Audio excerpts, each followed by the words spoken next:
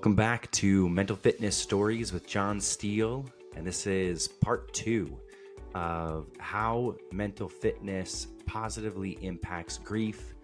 Amazing interview with Melissa. If you missed part 1, go back and watch it, take a listen to it.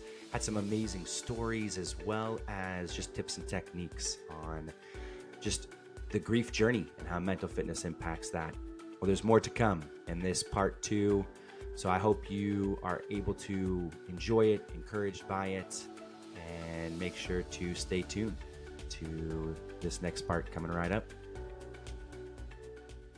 Definitely. Yeah. I mean, right. Like when the risk reduction approach versus the all or nothing, right? When you have the all or nothing, you're going to take it completely away. Like there's a lot that goes on with that versus that risk reduction and checking in on, I think, the replacement of that, the change that provides. It provides space for that. And, as you're continuing to talk about kind of this routine and the consistency of these check-ins, the self-awareness piece is just huge.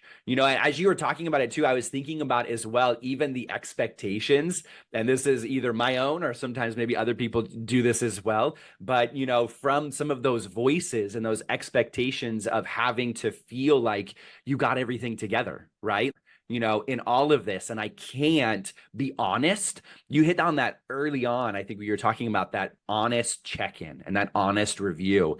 And when you're able to have that as a practice and a consistent piece, daily in these moments, however that integrates, I think it really has that ability and that intention to improve the experiences of life, in that way to say, hey, like, yeah, I am feeling that 6 right now. So maybe it's like a little bit of a check-in and I'm like, okay, but no, like 30 minutes later, I'm at like a 2. So let's like get into this, and pause. And I think that pause is like a key part of what you're talking about in this whole, kind of awareness portion of, mental fitness. That's kind of what I'm hearing as you're sharing, and it's beautiful. I mean, I always think of awareness as a hyphenated word, right? Awareness alone sometimes isn't enough. It's awareness with action that is really the like indicator here, right? Because even if you are like a 6 or a 7 or whatever, that's fine. The action then is proceed, carry on, but if you're below a 5, then the action is start boning up on your resources here. And if you're below a 3, then it's like really take where you're at mentally seriously and really reach out and get immediate support, right? And so like, yes, awareness is so critical, but it's to me it's like a verb. It's like it requires action.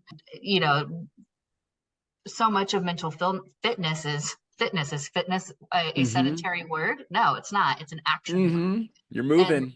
Yeah, you're not in a sedentary state. You're actually doing stuff in forward motion.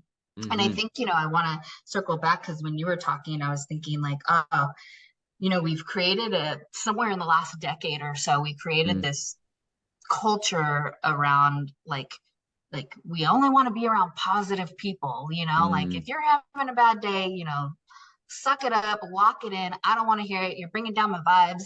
Like, you're messing up the party. And, we've termed that in psychology, toxic positivity, right? This idea that people are only fun to be around when they are positive and gregarious and like good vibes and, are always, thinking positively and never like bringing down the mood, right? But the problem is that like that's not authentic. People aren't 100% all the time. Like there is an equanimity to emotion, right? Like you can't have happiness and know what that truly feels like without sadness and despair. And you can't eliminate one. You have to embrace both. It's a yes and emotion, it's like, and with everything, when you're so high and positive all the time, your body, your soul, your mind, your spirit is going to want to bring you back into balance, and Mm-hmm. it will do it in a really Mm-hmm. harsh way if you Mm-hmm. if you don't, take care of it, and not have these huge extremes all the time. It's like you've Mm-hmm. got to be able to embrace kind of the heavier hard emotions and experiences that you go through, and put Yeah. them in balance with these fun kind of elated positive states, right? Mm-hmm. Like Mm-hmm. the human experience is the coexisting of both. Mm-hmm. Yeah. Yes. Yes. Beautiful. I mean, like as you talk about that, I think, and naming the positive, like the toxic positivity, right? And what that means, and recognizing that that is not, when you said authentic, I was like, yep, that's it, right? Like that's just not authentic when it's bringing all of it together, right? All of the human experience, the balancing of both, this thing that if you aren't moving through, and really experiencing the hard, the sad, the pain, the hurt, that it will also mean that you, like, for instance, if you're numbing all of that, you're also going to be numbing all the other pieces too. The joy, the happiness, all those other experiences that are a part of life. And so it's the breadth and it's the fullness of life. And I appreciate you naming that, because I think within mental fitness, whether it is the opportunity and the choices we were talking about earlier, it doesn't mean that you are pushing, shoving, numbing, the pain, the hurt, the hard, and all of those things. There's experiences that those are natural to life. Those are authentic to life. Those are genuine.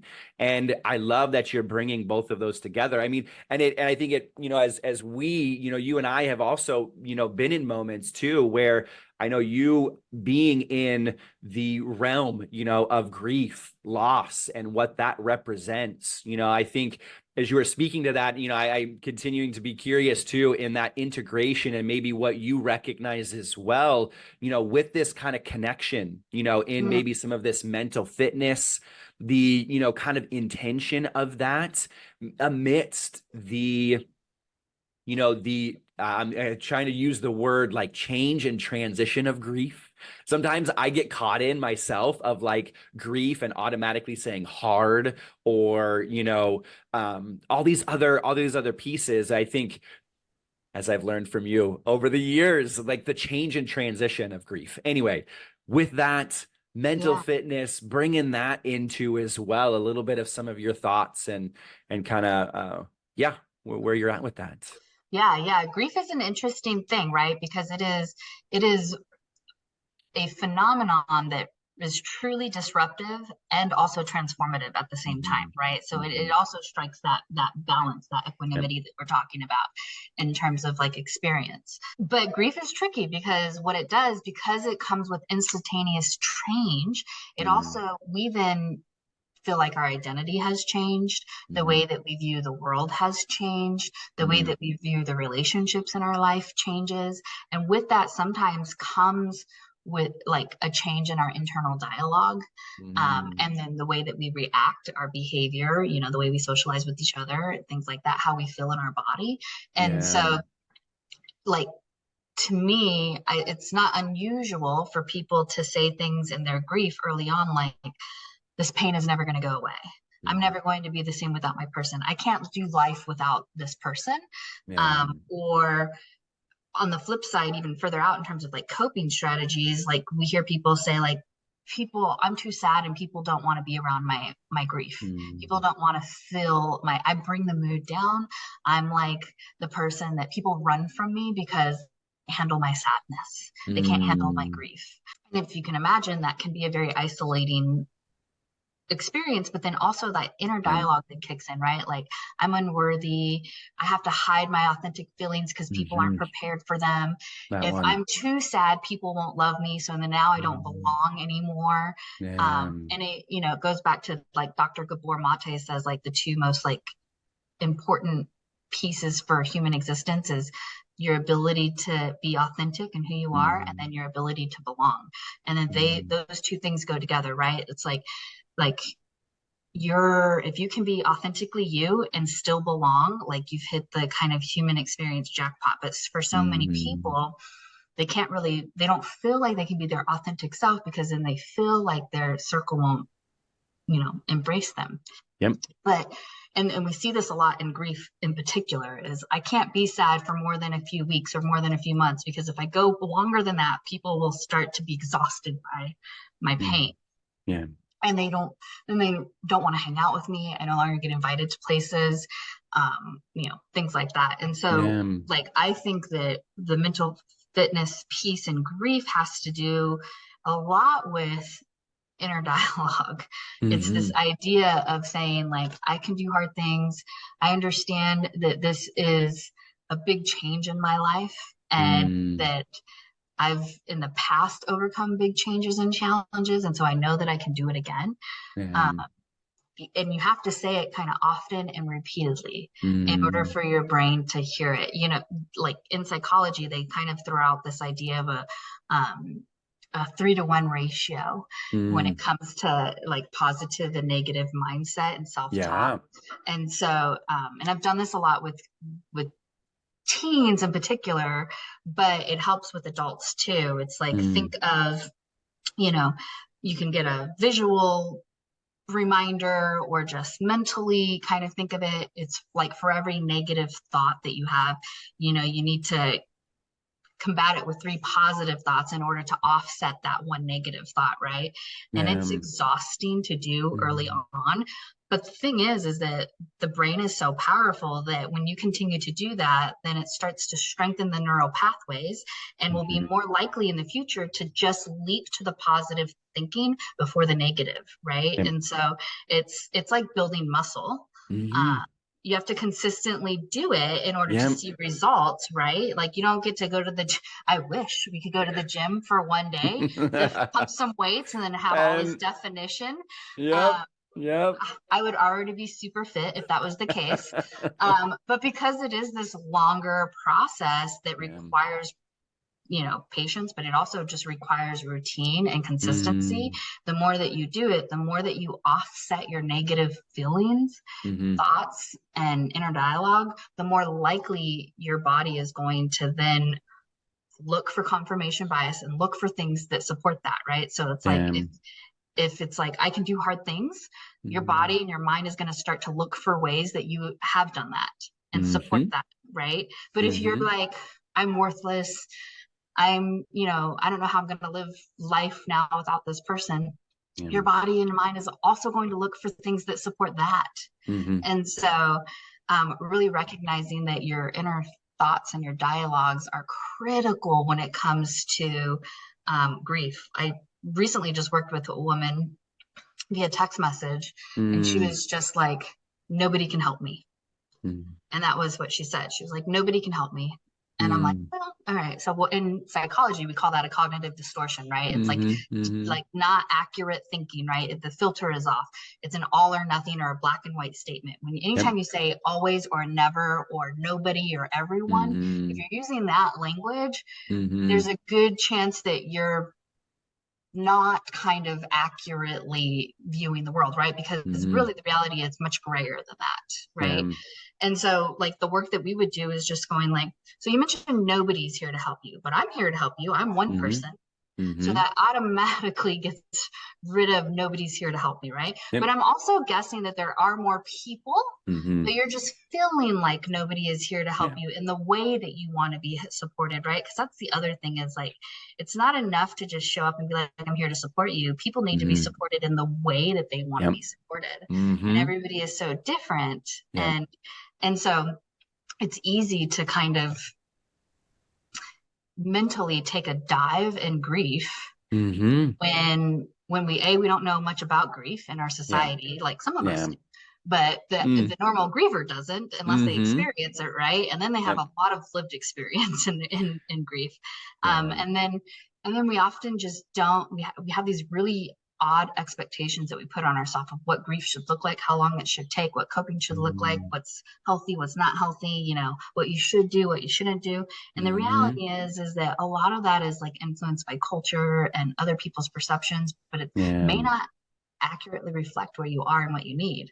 And Mm, so, anytime you get a chance to work with a professional who understands grief and loss so much, and then give you the tools in order to yeah, through it in a way that works for you. definitely. Yeah, yeah. Let me pause us real quick. There was a moment there, Melissa, right at the end when you said anyone who gets a chance to work with someone from mental health. And then I don't know why, but it like literally just went boop and it just stopped. I don't know if there was, and then I caught you right at the end, right out here. Was there anything in between that you were like, and do you remember what you were saying in mental health there, like working with? Just that we could, all I said was that if you get a chance to work with somebody who's familiar with grief, that person will be able to normalize a lot of what you're going through Totally. and provide you tools based Yep. off of the way that you grieve, right? Yep. Because everybody does it so differently. You need to Yeah. find the right tools that work for you. So that Mm-hmm. way you do feel supported in your grief, right? Like Yeah. somebody who needs to talk about what they're going through, one-on-one like counseling works really well. But if that's not your style, if maybe you're Mm-hmm. more cognitive or physical processor of grief, sitting in a session with somebody isn't going to feel like you're getting your needs met. You're still going to Mm. walk out going like, not really what helped me. Um, Yeah. and so really, truly, there's different grief styles and they all Mm-hmm. require different intervention and coping skills. Yep. And so like you have to have the awareness of what is your grief style. Mm-hmm. And then you start to use the coping strategies that align with your grief style. And then you'll start to feel like grief is more manageable. Yeah. Yeah. Yeah. And as you are walking through, I think that integration and so much of what you're bringing up, in regards to grieving there, the awareness, even right there, the awareness of your grieving style, the importance of removing those expectations, right? Culturally, societally, all the way you grew up, from so many different ways, they bring on all of these things of those shoulds, right? This is the way it should be, which can be so unauthentic, right? Non-authentic, Mhm. not genuine, whatever the word is, right? And I think that brings it back into that space that you're talking about of the check-in, the authenticity of your walking through grief. And this is me, right? I mean, you were naming it from like the social piece, right? How hard that can be for people, getting the support that you as you are grieving need, not what somebody else is telling you that you need, right? Like in so many of these spots, and it's so like it's awesome to hear. And I love, as well as you were talking to the integration, with this kind of intentional piece of mental fitness. I think you hit on the 3 to 1, right? If I remember, like you were walking through this 3 to 1 piece. And I think how that kind of practice, whether you are actively in grief, and mourning and what that means, or if you are maybe not in that moment of life necessarily grieving something, but what it means to have that as a practice and being able to, when life does happen, and when you are actively grieving and something has happened in that way, knowing that 3 to 1, okay, yeah, that's a part of my practice. That's a part of my mental fitness. That's a part of something I've been, working through. So I mean, oh man, just gold. I just love it. I just love it. Yeah, It's yeah. beautiful. A lot of the techniques or tools that you would use to work through grief, you would also, and grief is an umbrella term, right? So we use it, but a lot of people will say that they're deep in grief, and they are when a pet Mm, dies, when a relationship ends, yep. when a relocation has to happen, when a Yeah. separation happens. Mm-hmm. There's what we call them. I mean, there's a lot of different terms for them. They're called secondary losses, they're called living losses, they're called shadow losses, Mm-hmm. but they're all the same thing, which is like it's not the death of a person, but it's these Yeah. other big losses that I'm experiencing: Mm-hmm. employment, job changes, Mm-hmm. financial changes, loss of hopes and dreams. Maybe you've got an amputee. Mm-hmm. There's maybe you have a brain injury from an accident. You no longer can pursue a career that you wanted. Like there's a lot Yeah. of these losses Mm. that are directly tied to grief, and And all of them require these mental fitness tools Mm-hmm. in order to help kind of create a world Mm-hmm. that you value enough that you want to live in. Mm-hmm. Yeah. Yeah. That's, yep. It's that beauty, I think is it's possible, amidst, and I think that's something that just rings, so strong and true from you, from your story, and from the work that you're involved in, and everything that's there is there is beauty in this. There is transition and change and opportunity, and mental fitness can be one of those ways that can and help shape some of that. And just from these tips that you're sharing and just all of the experiences, I mean, it's just, yeah, beautiful is the word that keeps coming to mind. I'm just like, it's just beautiful stuff, that whomever is able to, listen to and get this information, and hopefully be able to apply, in these ways, because yeah, there are plenty of moments in life. I feel like they can have that high end kind of joy, happy kind of feel, can't stop the feeling level, to all the other pieces, of what something like losing, someone that is dear and close to you, or whatever those experiences can be. And just recognizing how, at least in this space where we get a chance to find mental fitness, talk about it in different terms and different ways, and bring out these tips, and just getting a chance for people to maybe hear this. I love the word hope, hope in, what can be, a part of life. And I think mental fitness can be, just like you're saying, a tool, a part of that parallel piece, that everyone kind of walks through. And this is beautiful. This is beautiful in that way. So I was thinking as well, I mean, as you have spoken about, so many of these things, in regards, I know we were kind of hitting in on the grief and loss portion. You've also gone through so much as well. I think some of these like awesome tips that in some ways I feel like people can for sure grab onto, they can integrate, because I think that's something that I've always appreciated. I love you, and I have these conversations so often too, where we can get into the depth, of like so many, whether it's the psychology of it, or like the brain and how that works, and so much of these things, and be like, hey, like that's really cool, and like this is the way that I apply it. Mm-hmm. This is the way that I can walk away and be like, yeah, and this is what works, for me. Like, as you were talking about, the gas tank early on, right? Like I was, working on in mine, like I've got these boxes that I've worked on over the years, and I'm like, I'm just going to add a little gas tank to the bottom of these like life boxes, that I have. So anyway, as I'm saying that, I know there was a few, maybe I'll list the ones that I've kind of heard and remember, and you can, yeah, either kind of emphasize, and or if there's another one that you're like, yeah, add this one to the list. Then we can kind of go from there. And yeah, I was thinking that was kind of the spot. I mean, so the few, one is the gas tank one, Yes. right?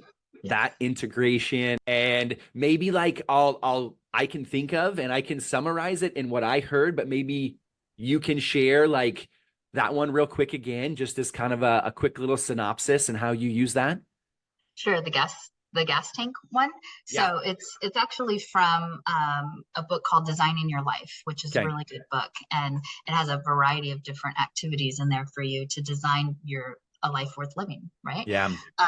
And what this particular activity does is it's a check-in on what domains in your life need kind of a little fill up Hmm. in terms of a gas tank. And so if you want to create like a little gas tank, um, empty to full next to kind of health, career, family life, social life, hobbies, Mm. and anything else you want to add. There's the list can be endless, Yep. but those are kind of the bigger domains and buckets.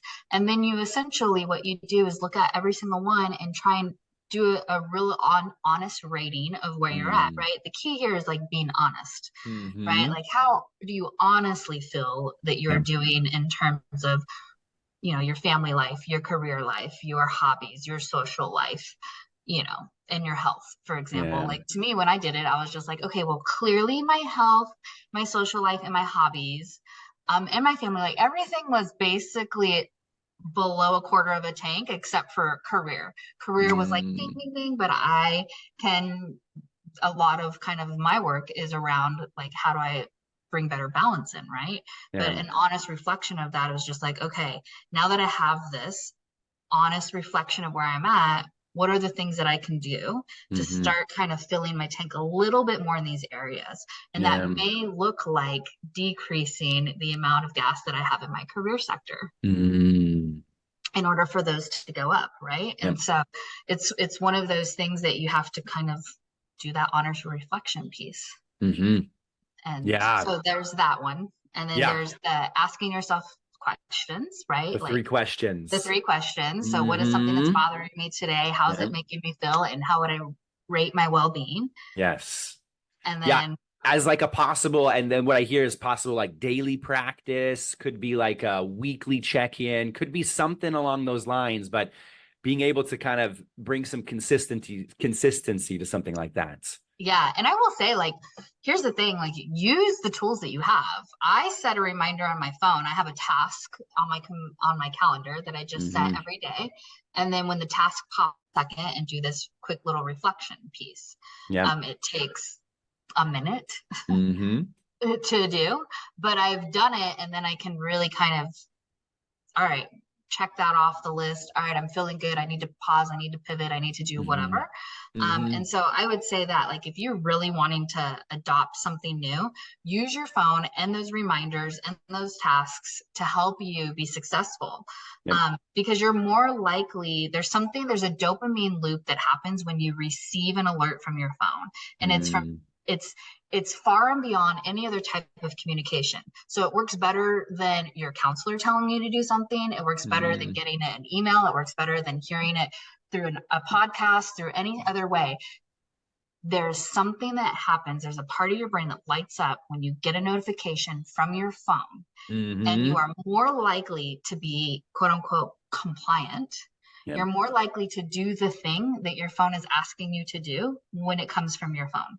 Mm. And so, like, take advantage of that. Use it. I love that. Yeah.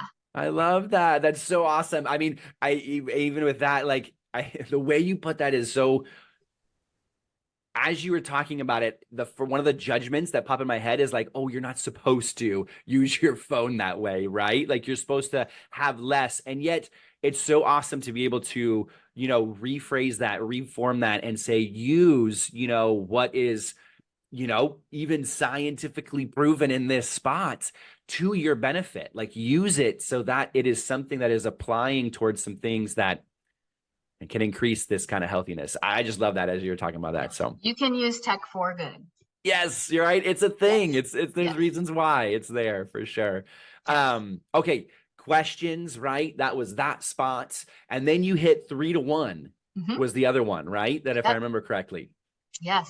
So, like, I've had people put three beads on a keychain, for example, just to remind them as a visual, like, okay, for every negative thought, I do three positive things. Mm, I have them put a three somewhere around their house, or put three mm, to one somewhere anywhere, where you commonly pass. It's got to be something that you'll visually see, so it reminds you, right? Because yep. we have these negative thoughts that come in all the time, like hundreds Yep. throughout the day, unfortunately, Mm-hmm. right? Mm-hmm. And so, and that's because it's the easiest pathway for the brain. Yeah. And so our job is, whenever it happens, once we're aware of it, we basically just launch right into the three positive things, right? So if Mm-hmm. it's like, oh, I really screwed up this project today, then I have to instantly launch into, but I did the best that I can. I did meet the deadlines, and I'm really happy with this particular part of it. Yep. Yep. Love Or it. like, I'm a piece of shit. No, actually, I'm, a really good communicator. I'm very loyal to my friends and family, and Mm.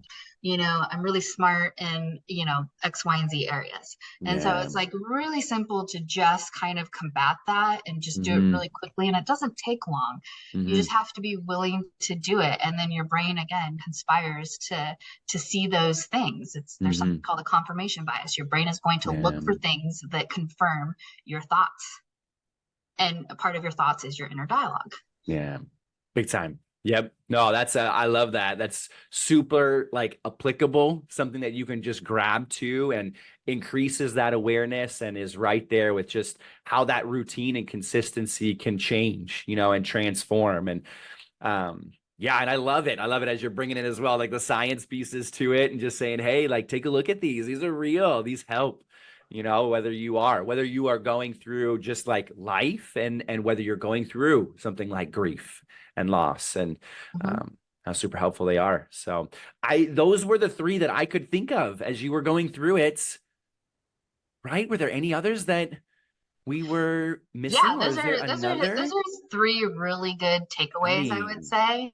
those are Like beautiful. I would just say like, it is something that you constantly have to work on, but guess what? Like your brain is constantly working every day, all day anyway, so you might Yep. as well will it to your benefit. Yep. Yep.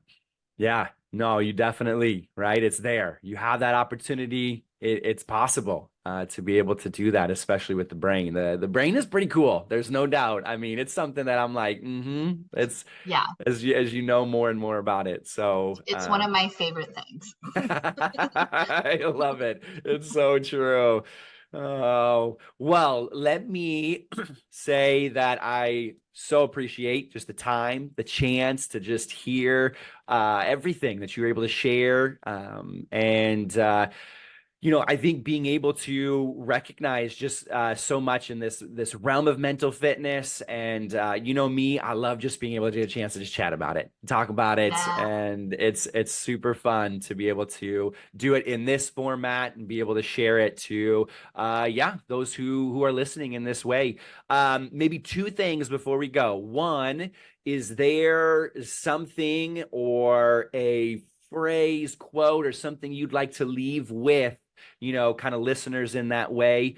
Sometimes it's an encouragement, sometimes it's something along the, kind of life motto kind of thing. But just curious of that. And then the last thing would be just a way for people to be able to see kind of what you do and be able to point them in that direction. So Yes, yes. There are yes. two things that I typically tell myself. Okay. One, because I love living in the future, and so I often have anxiety. And Mm, so one of the things that I tell myself is, I am here now, mm, and just I am here now. And that brings me right here to the present moment to yeah. just remind myself that, like, I cannot go into the future and think of things because I'm not there. I Mm, am here now. And so I can only think about the things that are in front of me right now. yeah. So there's that. And then in terms of mental fitness, my biggest thing that I always tell myself is I can do hard things. Mm, Like I can do hard things. Can I do them well? Not at first. Can I do them mm, often? Probably not. But mm, can I do them? I absolutely can do them because I yeah. have done them. Mhm, I have a long history, and you do, and so does your listener, and yeah. everybody else in the world. We have a long history of proof showing that we can do hard things because Mhm, we have all encountered hard things and we've yeah. all overcome them in some way. Mhm, And yep, so we know for a fact we can do hard things. And so yeah. whenever I start to think negatively or think that I can't do it or not take the risk or something, I always tell myself I can do hard things. Mm, I love it. I love that. Yeah, it's beautiful. And yeah, I mean, awesome. Thank you for those words and being able to share those. How can listeners, how can, people kind of find where you're at and what you're doing? I'd like to not be found, preferably, That's true too. because I am Okay. busy, Okay. but I can always be reached at radicalgrief.org, Okay. or Melissa at helptext.com. Okay. Um, Okay. but yeah, yeah. Okay. That sounds great. And yeah, that's something I hear that as well, right? The balance. We got to go back to the gas tanks, right? Got to Yes. balance it back a little Yes. bit. That's So, why the door is shut yes. currently. Like don't Okay. don't find me right now, but maybe Yes, later. yes. That is perfect, right? That is the way that it's needed to be. And so, but yeah, super appreciate it, Melissa. And yeah, definitely look forward to maybe something else, in the future. I know there's so many, right, topics and things to be able to talk about. Thanks for listening/watching to Mental Fitness Stories with John Steele. Remember to stay curious without judgment during your journey towards mental fitness. Until next time. Thank you for joining us on this transformative journey through mental fitness stories with John Steele. If you resonated with today's episode, don't forget to hit subscribe and leave a review on your podcast platform of your choice. Remember, your story is important, and so is your mental well-being. If you have a personal mental fitness journey you'd like to share or topics you'd like us to explore in future episodes, reach out to us on social media or through our website. Stay tuned for more inspiring conversations, expert insights, and practical tips to help you cultivate a resilient mind. Until next time, take care of your mind, nurture your inner dialogue, and prioritize your self-care. Remember, you are not alone, and your mental fitness and well-being is worth the investment. Thanks for being a part of the Mental Fitness Stories community.